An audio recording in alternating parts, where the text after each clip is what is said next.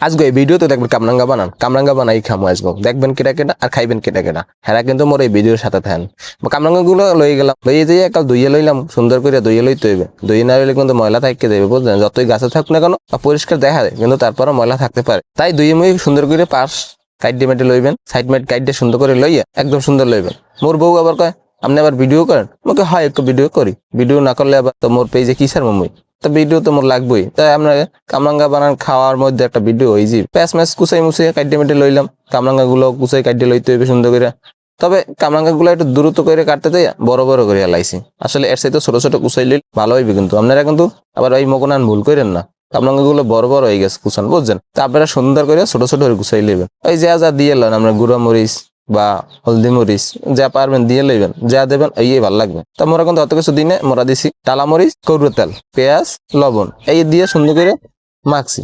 মাইকে কিন্তু সুন্দর করে খাইছি খাওয়ার ভিডিও কিন্তু আপনাকে আর দেখাই নাই দেখা মনে আসলে একটু টক লাগে তো মগো কামরাঙ্গা একটু মিষ্টি না জমের টক এই জন্য আর খাইয়ে দেখাইলাম না তবে কেমন লাগছে ভিডিওটা যদি ভালো লাগে লাইক কমেন্ট শেয়ার করে দেবেন আল্লাহ হাফেজ।